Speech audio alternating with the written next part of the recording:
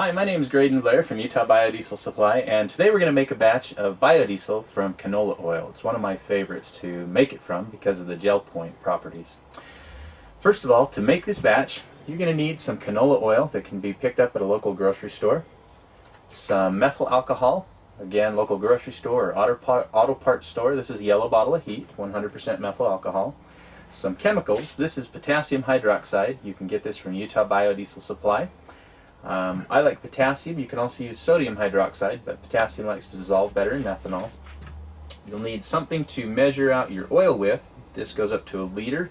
We're going to measure 500 milliliter batch today.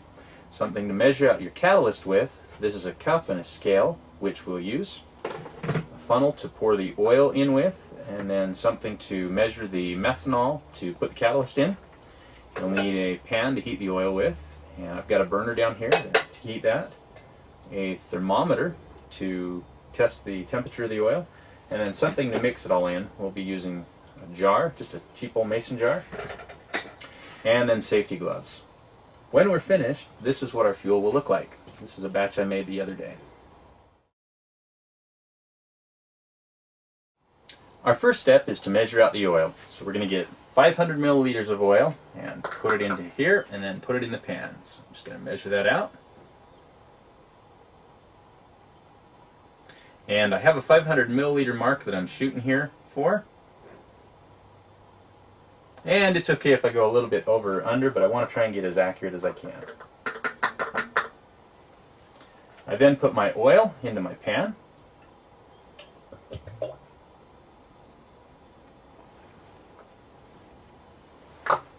Turn on the heat.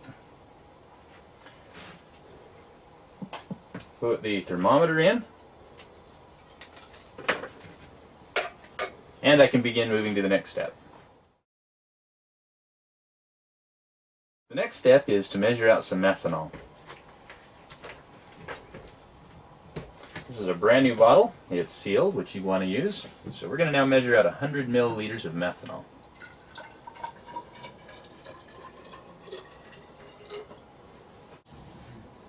Get right to our 100 milliliter mark. Step number 3 is to weigh out the catalyst. We've taken out our scale, we've put our container on top of it, and we've used the tare function on our scale to put it to 0. So now it's time to measure it out. For a 500 milliliter batch, we're going to use 3.5 grams of potassium hydroxide. It's exactly half of what you'd use in a liter batch. We very carefully put this into the cup till we get 3.5. We got a little bit high. Put some back.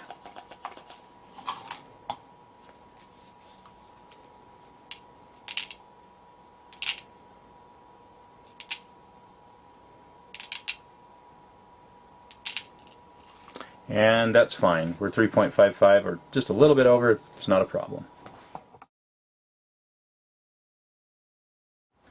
It's now time to put the chemical into our methanol.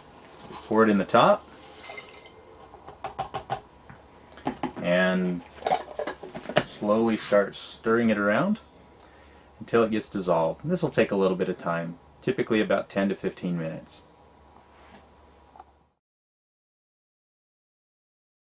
As you're waiting for the catalyst to dissolve into the methanol, it's a good idea to check the temperature of your oil. We're sitting right at about 91 degrees Fahrenheit, which is getting up there. Our goal is to get up to about 130 degrees for this mini batch.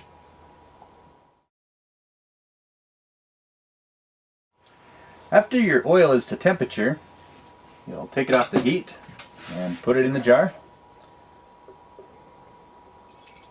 Being careful not to burn yourself. And then get ready to make the biodiesel.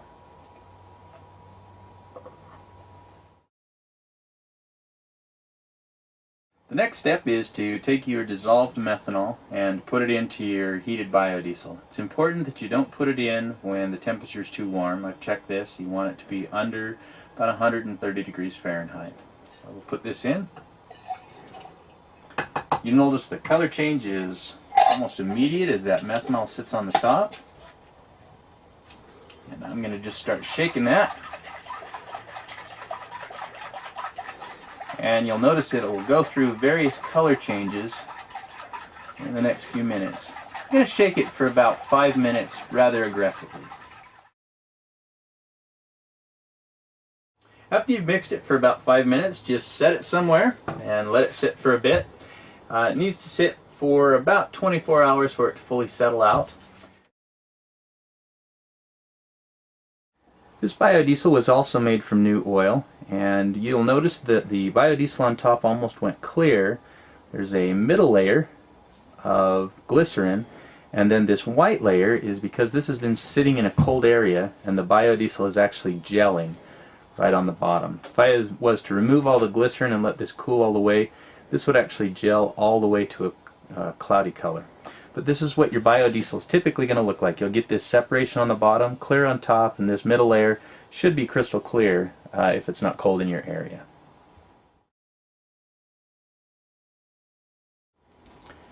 After you remove the glycerin from your biodiesel, you'll have biodiesel on top, and as you let it sit for a couple days, it will begin to become crystal clear. This is biodiesel again that we made from canola oil a while ago, and as you can see right through it. To recap, we took 500 milliliters of oil, mixed it with 100 milliliters of methanol, 3.5 grams of potassium hydroxide, mixed the methanol and the potassium hydroxide together, heated the oil to 130 degrees Fahrenheit, mixed it all together, and we had biodiesel. And this is what it looks like when it's done. You can make biodiesel from any organic oil that you find, such as peanut oil, soybean oil, canola oil, safflower, palm, you name it. As long as it's organic, you can make biodiesel out of it. If you'd like to learn more about making biodiesel, visit Utah Biodiesel Supply at utahbio.com.